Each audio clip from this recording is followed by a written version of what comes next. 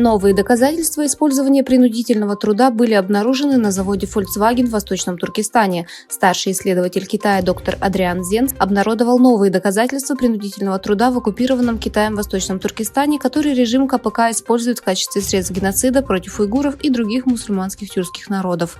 Доктор Адриан Зенц, старший научный сотрудник Фонда памяти жертв коммунизма и директор по изучению Китая, известный ученый по ситуации с правами человека в Восточном Туркестане, выступил с важными заявлениями на конференции, состоявшейся в Германии по случаю 75-й годовщины Всеобщей декларации прав человека, поделившись с общественностью доказательствами, свидетельствующими о том, что крупные компании, в том числе Volkswagen, вовлечены в систематическое использование принудительного труда уйгуров, навязанное режимом КПК.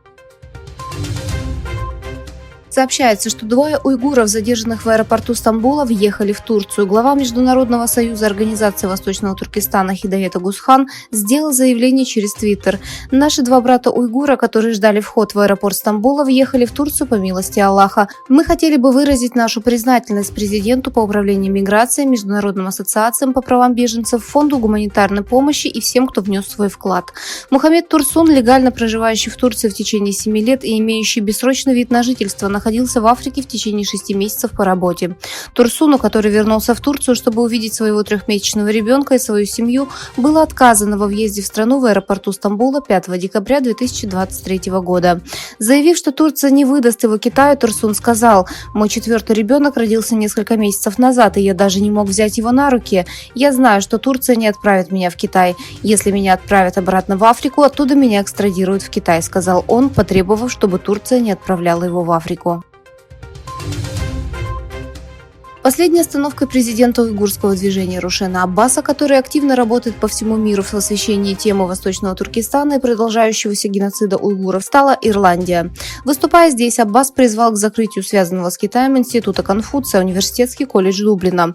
Рушен Аббас заявил, что режим КПК потратил огромные суммы на глобальную кампанию по дезинформации, чтобы скрыть преследование уйгуров и других тюркских народов в Восточном Туркестане, большинство из которых являются мусульманами, и что международная сеть институтов Конфуция является частью этой политики.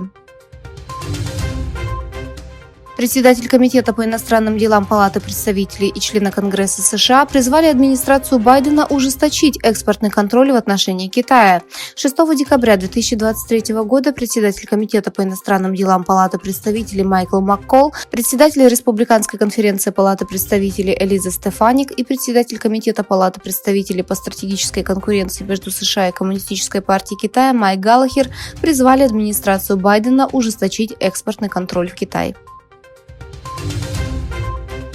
Китайского шпиона поймали на съемке работы украинских систем ПВО в украинском городе Одесса.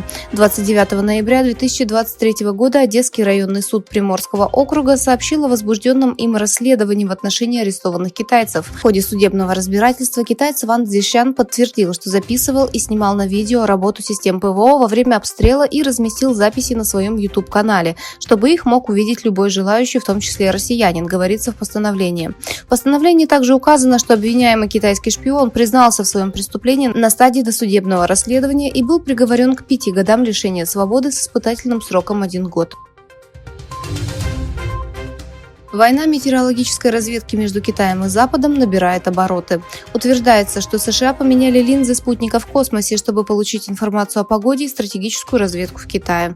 Источники сообщают, что в скором времени к такому же методу прибегнет и Китай. Согласно информации, полученной глобальным разведывательным изданием Intelligence Online, Китай раскрыл инструменты разведки, замаскированные под метеостанции, захваченные в стране. Но Пекин также имеет в своих руках оборудование метеорологической разведки.